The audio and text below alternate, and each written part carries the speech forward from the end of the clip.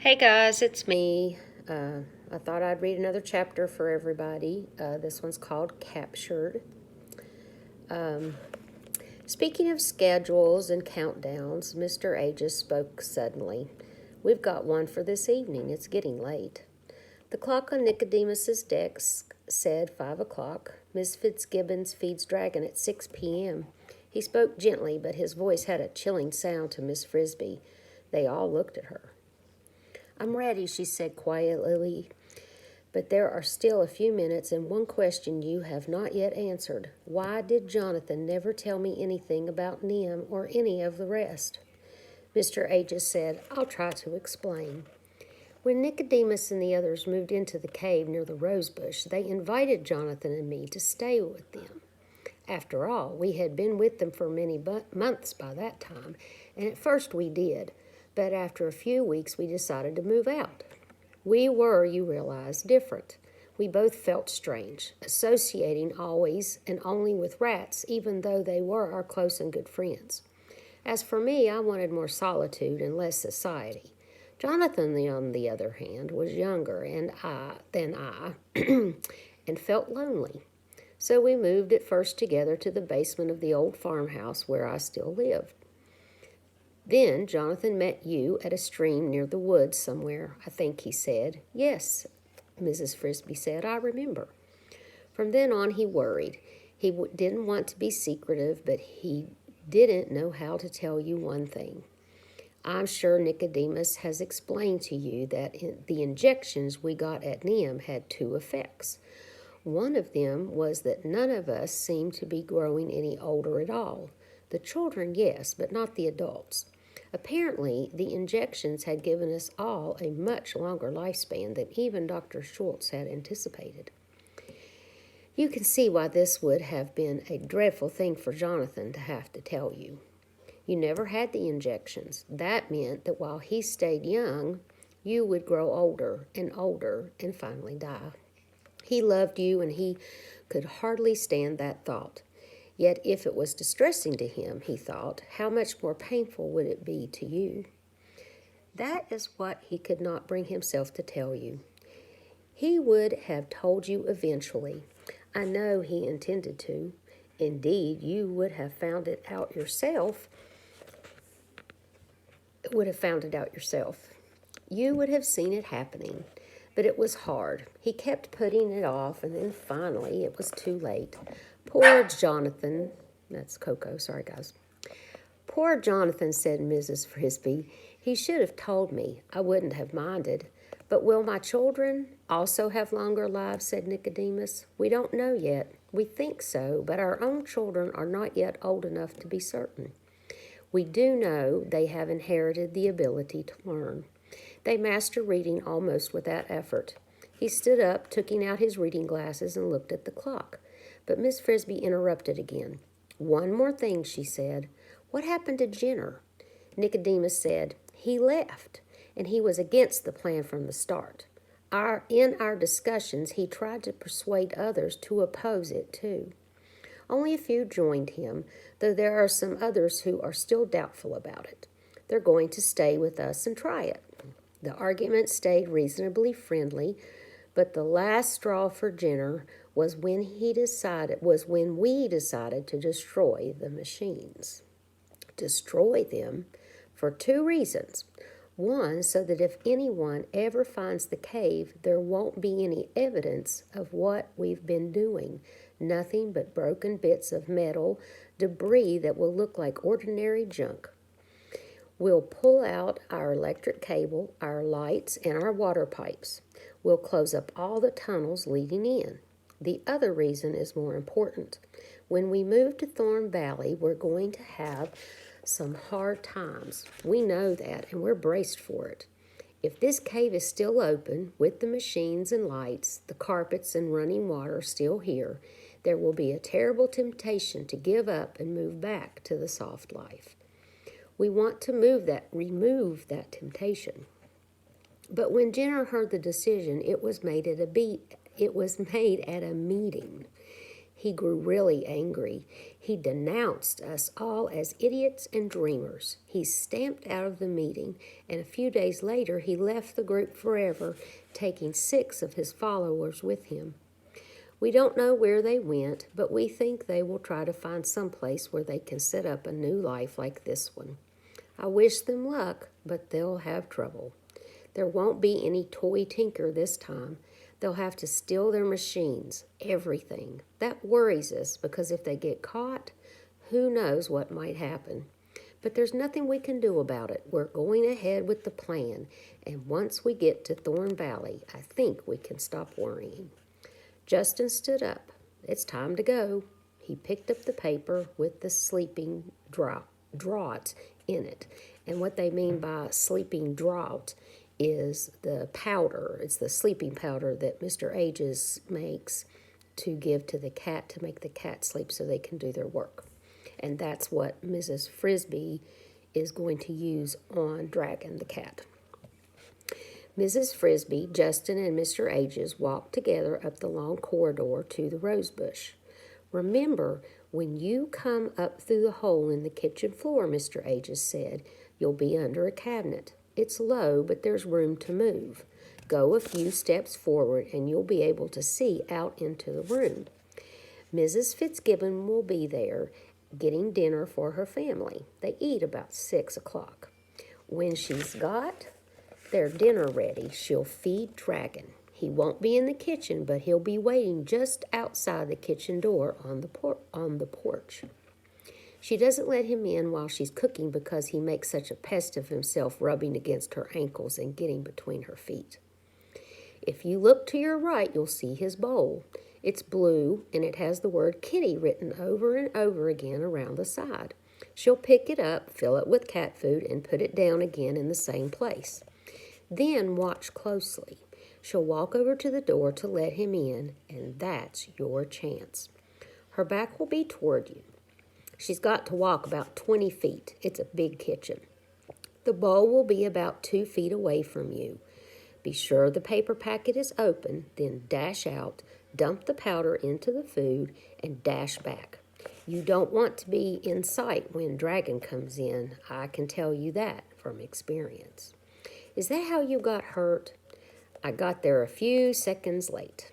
I decided there was still time, and I was wrong. At the arch in the rose bush, Mr. Ages left them. With his cast, he would not be able to climb through the hole in the kitchen. There was no point in his going farther. Mrs. Frisbee and Justin moved out of the rose bush and looked around them. It was still light, though the sun was low on the horizon. Straight ahead of them, perhaps 200 feet away, stood the big white farmhouse. Dragon was already on the porch, sitting just outside the door, looking at it expectantly. To their right was the tractor shed, and beyond that was the barnyard fence, and the barn itself casting a long shadow. Behind them rose the woods and the mountains. To the left, Miss Frisbee could see the big stone in the middle of the garden, near which her children waited. As soon as her task was done, she thought she must hurry to get them and get ready for the move. We go under the right side of the house, Justin said quietly. Follow me. They made their way around the edge of the yard, staying in the shadows, keeping an eye on Dragon. Justin still wore his satchel and had put the powder package in it. There was a basement under the main part of the Fitzgibbons' house, but the big kitchen had been added later and stood on a foundation of concrete blocks with only a crawl space beneath. As they approached this gray foundation, Miss Frisbee saw that near the middle of it, a few inches off the ground, there was a square patch of darker gray. It was a hole left for ventilation, and there was a screen over it. When they reached it, Justin caught hold of the screen and pulled the corner.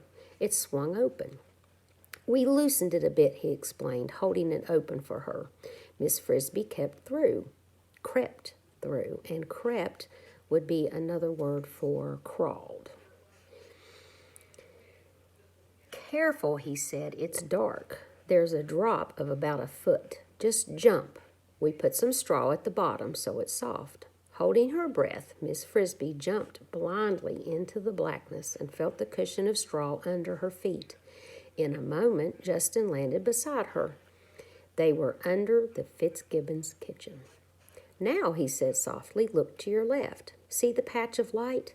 That's the hole. The light comes from the kitchen. We've piled dirt up under it so it's easy to reach. Come on." Miss Frisbee followed him. As they got near the bright hole, she could see around her a little. They were walking across bare earth, dry and cool to the touch. Overhead there were heavy wooden beams holding up the floor, and above those the floorboards themselves. Under the hole rose a small round hill of dirt. They walked up this, and then Justin whispered, "This is as far as I can go. There's no room for me to get through. I'll wait here. Come back down as soon as you're finished. Here's the powder." He handed her the paper packet. "Remember to tear it open before you go out to Dragon's Bowl. Hurry now. I can hear Miss Fitzgibbon moving around. She's getting dinner. Be careful and good luck." Miss Frisbee first pushed the packet up through the hole. Then, as quietly as she could, grasping both sides, she pulled herself up and into the kitchen. It was light there, but Mr. Aegis had not been joking when he said the ceiling was low. There was less than an inch between the floor and the bottom of the cabinet, so that she could not walk properly but had to flatten herself out and crawl. She did a few steps and discovered that she was trembling. "Stay calm," she told herself. "Don't get panicky, or you'll do something foolish and spoil everything."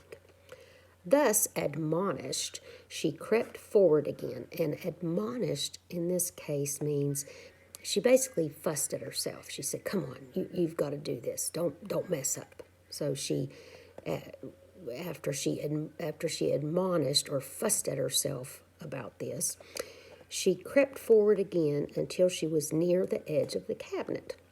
She stopped. From there, she could see out into the kitchen fairly well. Straight across from her stood a big white gas stove, and in front of it, putting the lid on a pot, was Miss Fitzgibbon. Because the edge of the cabinet was so low, Miss Frisbee could not see her head, but only up to her shoulders. "There," Miss Fitzgibbon said as if to herself, "the stew is done, the bread's in the oven, the table is set." Where was the cat's bowl? Miss Frisbee looked to her right, as Mr. Aegis had said. There it was, blue with the words inscribed around the side. Yet something was wrong. It was not 2 feet from the cabinet, but more like 4 or 5. In the corner where it should have been rose 4 round wooden legs. She realized that she was looking at the bottom of a kitchen stool. No matter, she thought, the extra distance is just a couple of feet. Mr. Aegis had not mentioned a stool, but perhaps they moved it around. She crawled to her right, as close to the bowl as she could get without showing herself, and tore open the package. Just as she did this, Miss Fitzgibbon walked over from the stove. Her hand appeared, picked up the bowl, and Miss Frisbee heard it thump on the counter over her head. A cutting sound, a can opener, the scrape of a spoon, and the bowl was back on the floor. The strong, fishy smell of cat food, Miss Fitzgibbon walked away. Now, Miss Frisbee moved swiftly out into the room across the open floor, holding the powder, her eyes intent only on the bowl. She was no longer trembling. She poured in the powder, which instantly dissolved in the moist cat food. Still clutching the paper, she turned and sped toward the cabinet. With a bang, the lights went dim. The ceiling, which had somehow become curved, was filled with little round moons. Miss Frisbee kept running, and her face struck a cold, hard wall of metal. Now, can anybody think what's happened here? Do you have any ideas? Okay, I'll give you a few seconds to think on that. All right, I'll keep reading. A voice shouted, "Mother, don't let Dragon in yet. I've caught a mouse." Is that what you predicted? Did you predict that the cat food bowl had been turned over on top of Mrs. Frisbee when it says the ceiling had somehow become curved? That'd be the bottom of the bowl, and filled with little round moons, and that's the decoration of the bowl. And then her face struck a cold, hard wall of metal, so that was also the bowl. So Billy, the youngest Fitzgibbon's son, says, "Mother, don't let Dragon out yet. I've caught a mouse." Billy, the younger Fitzgibbon's son, had been sitting on the kitchen stool, his feet up on the rung, and that's the little step that goes across to hold the stool together, and you would sit your feet on it to rest. He was eating berries from a colander. The colander, upside down, was now over Miss Frisbee. So I made a prediction that was wrong, and I predicted that it was the cat bowl, but it was really a colander. So that's pretty interesting. Did you think the same thing I did, or did you think that it was something different? You guys will have to message me and let me know.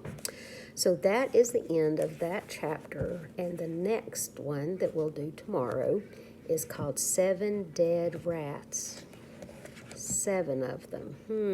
I think we read something that had to do with 7 rats. See if you remember that. And here is the caption that goes with this chapter, and that's Miss Fitzgibbon's. Let's try that again. It's Mrs. Frisbee with the packet of sleeping powders, and she's getting ready to put it on the kitty bowl. And the bowl says kitty, kitty, kitty, kitty all the way around it. Remember that part? All right, so I will see you guys again tomorrow.